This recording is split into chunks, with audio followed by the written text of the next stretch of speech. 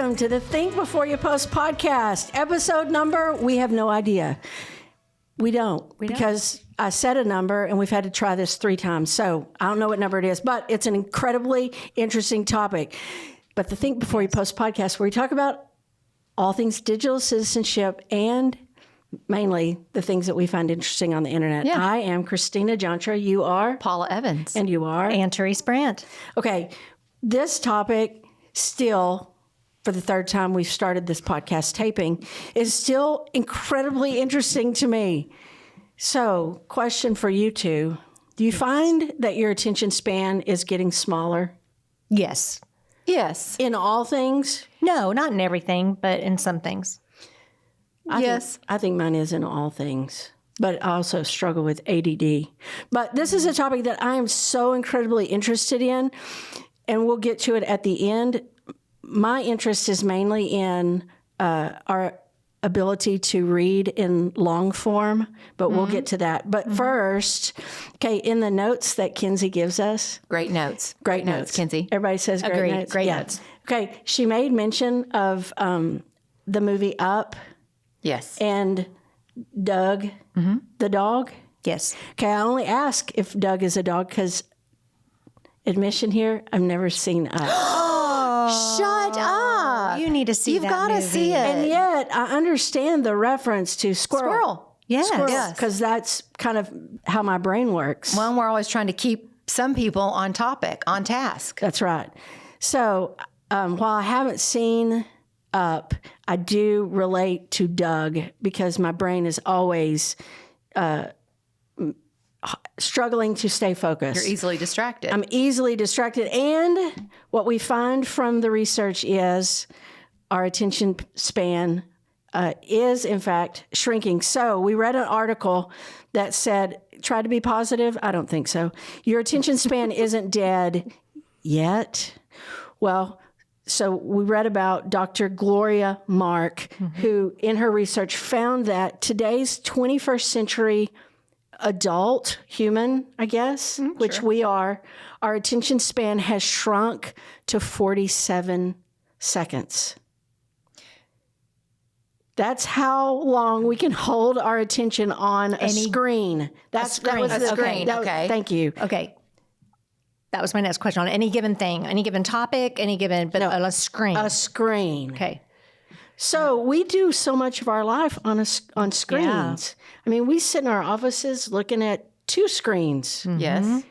And so the struggle is keeping your attention, being productive for longer than 47 seconds. I mean, 47 seconds.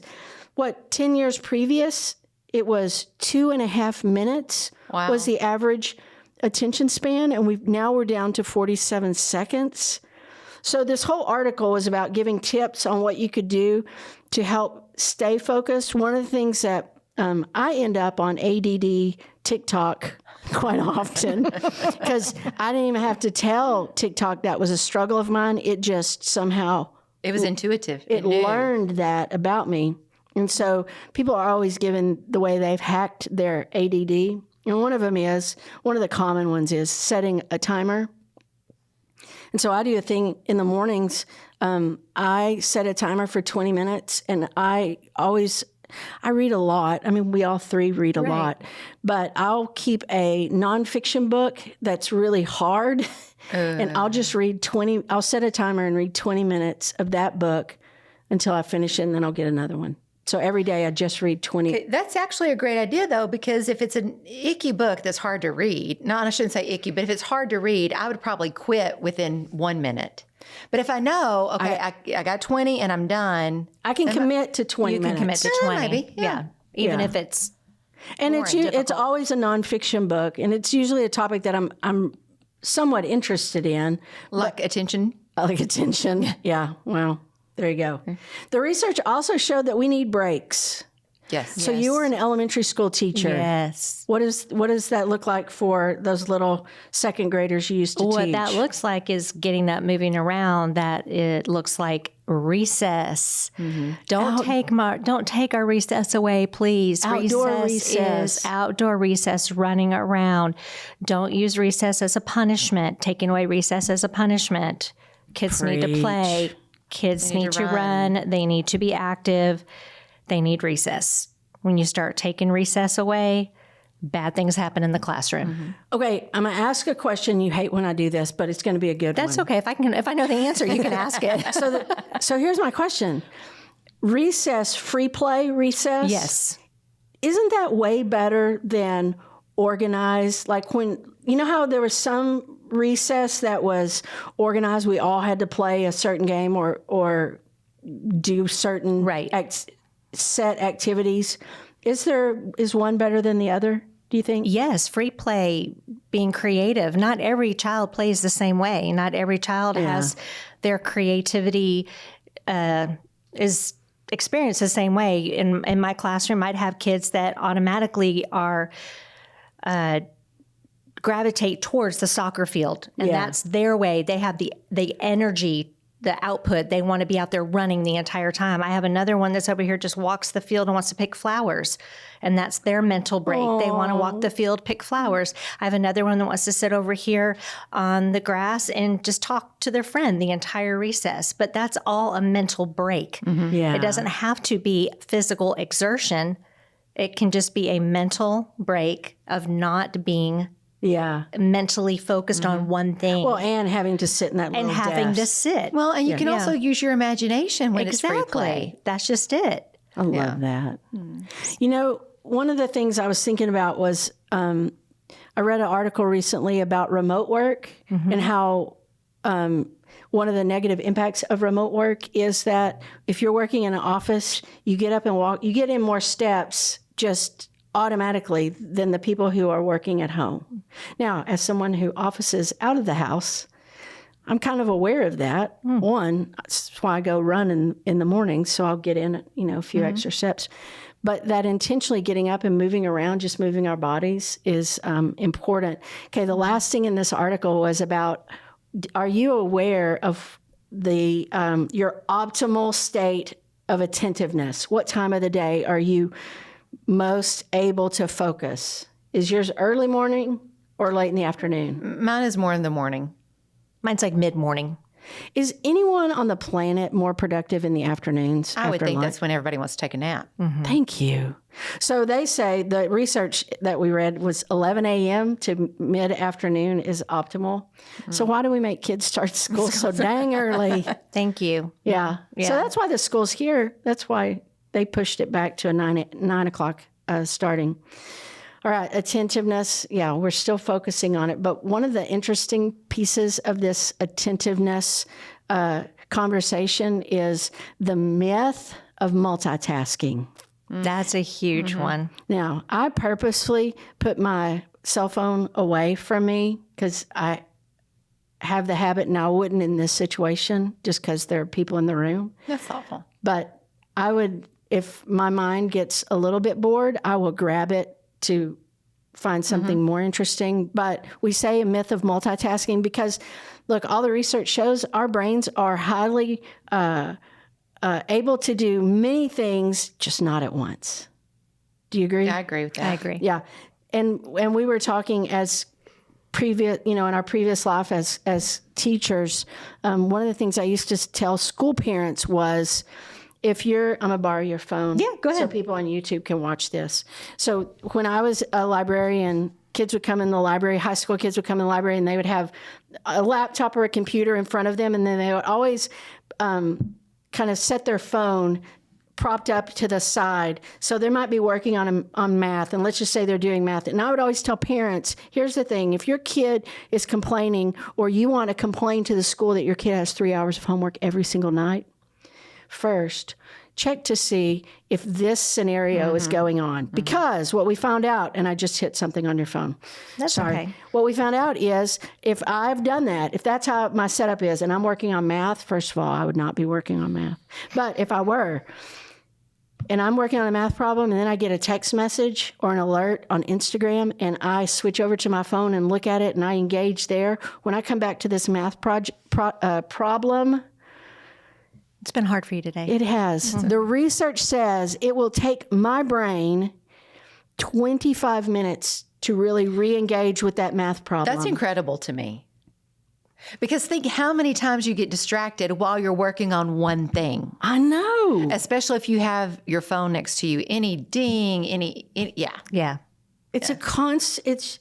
So imagine how just overtaxed our brains are. Is this the article that mentioned continuous partial attention? Is that the same word? Yeah, I thought yeah. that was a great phrase. Continuous partial attention, because nothing's getting your full No, attention. as soon as you give it, try to do two things at once. It doesn't work at all. This is the one that I also wrote. This said, with the exception of a few rare individuals, there is no such thing as multitasking. Unless one of the tasks is automatic, like chewing gum or walking, you cannot do two effortful things at the same time. Yeah, like work, That was an effortful. like working on a math problem or writing a paper while listening to music with words. Yeah. I just don't think you can. You can't. You can do it. I don't think you can I don't either. think you can. I know my brain can't. I know too many song lyrics. And there will be so many kids who can say, oh, but I study better when I'm listening to music. Yeah, Well, I don't think try so. it without Without words with your music. Right. See what happens. So in all this attention research, I kept running across the goldfish line that says that our attention span is now less than the goldfish. And so we had that article from the BBC that was trying to explain that all this talk of goldfish and their short attention span is made up. And hopefully we'll put this link to this article in the show notes, because this article was a perfect example of lateral reading, meaning you read a fact, and I had air quotes for people that aren't watching, but you have a fact, and the fact here was adults or humanity's attention span is now less than that of a goldfish, which makes us feel small, which makes us feel not smart.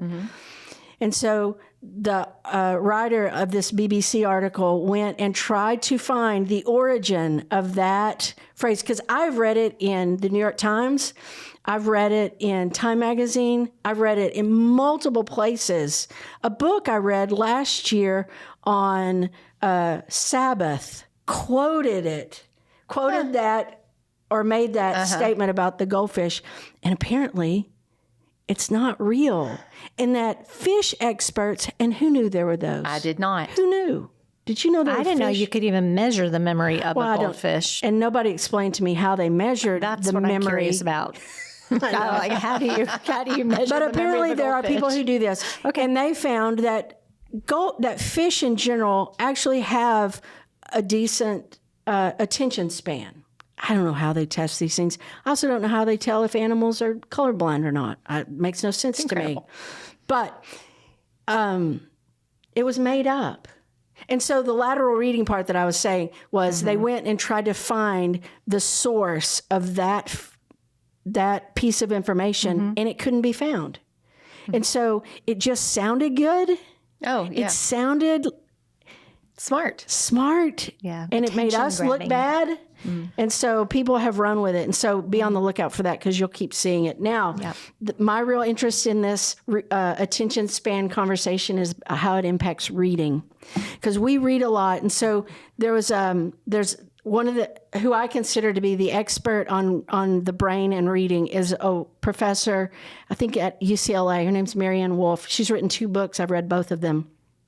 And they were really hard to read. You had to stay focused. Oh my gosh. And one of them was about the difference, how our reading brain has changed. So here's what she said. Well, at the beginning, I listened to an interview with her, and this was the thesis of this conversation was how we read is as deserving attention as what we read.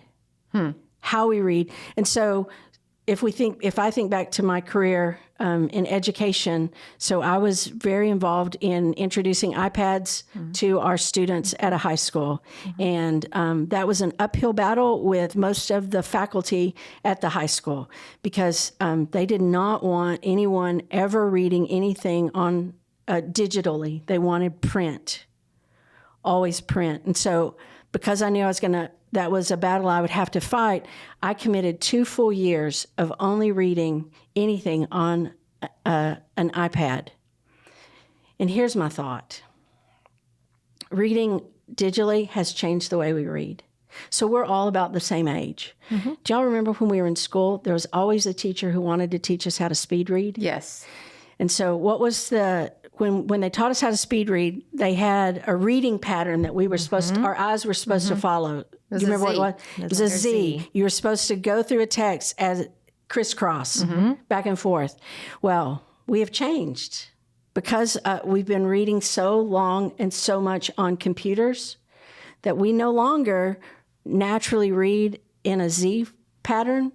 We read instead in an F pattern. So if you think about the layout of every website, it's an F. You read from left to right. Oh, that was right to left. Hopefully you weren't watching. So it's an F. If we start at the right, we go across the top of the web page, and then you go down.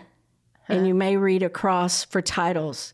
So that F shape has taught us over and over and over a new habit to skim. Now, here was the information that I shared with y'all that eventually blew your minds.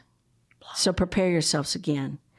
In 2009, a study was done that said we take in 34 gigabytes of data a day. 2009. That was 1 million years ago in technology. And I said, I don't know what that is. Yeah, that meant nothing to you. Right. So here's how it works. It works out to about 100,000 words a day.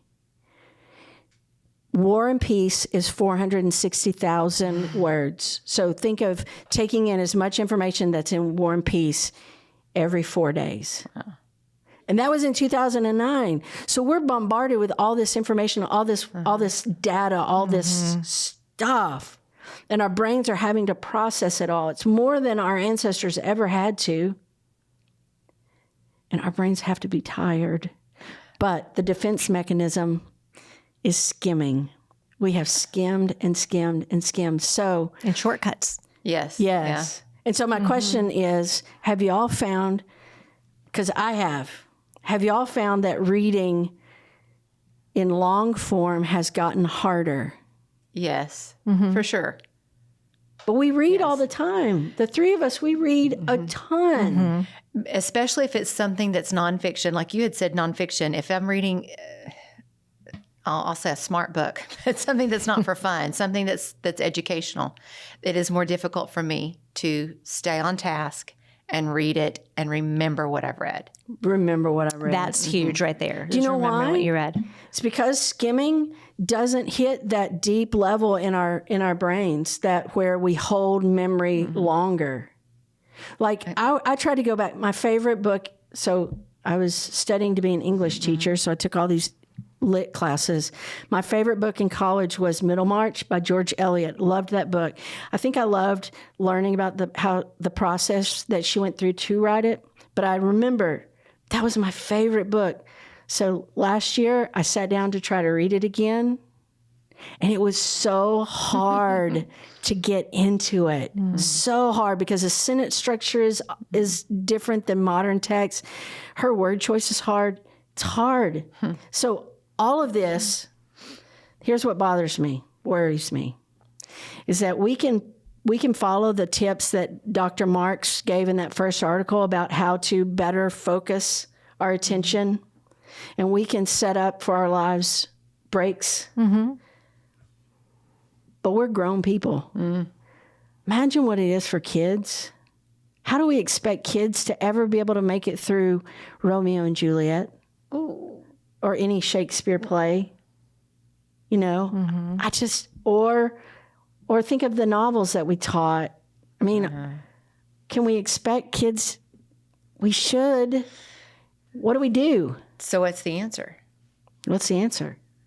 I don't know. But a couple of things as we're talking about this, I'm thinking of two things in particular. Like this device, sometimes every device we have sometimes just needs a hard reset. Yeah. Sometimes I think our brains need a hard reset. Oh, yeah. which occurs when you go outside for recess or you get up and walk around or whatever.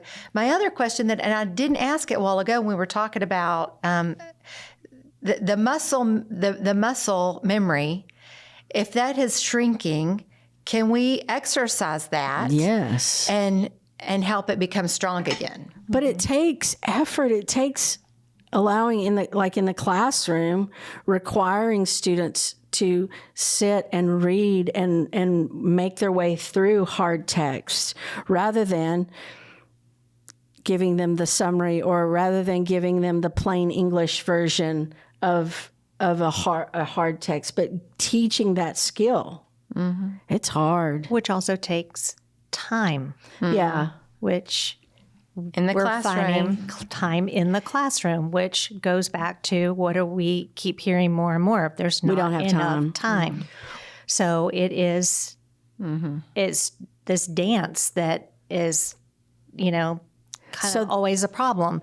We need to go, we need to go Set deep, priority. not wide. Yes. Deep, not wide. Well, how I know. How do you do that? But, it starts with parents reading to your kids. There's your first thing you there's can the do. first thing you got to do. And give your kids books. Let your kids see you reading. Not apps. Right. Give them books, not apps. But it can't be. We no longer live in a world where you can say, I'm only going to read print. That's all I'm going to read. Yeah. We have to teach kids how to live with both, how to process both. And we're just at the beginning of that, I think. Yeah. So there you go. Be warned, our attention spans are shrinking. Okay, so Paula, do you have what's the best thing you saw on the internet this week? Well, it wasn't this week. It was actually, it doesn't matter when it was still the best thing in a good while because so this young fellow who's 16 years old in Canada was making a video. He ended up doing a short film for one of his communication classes in high school. And he had been bullied.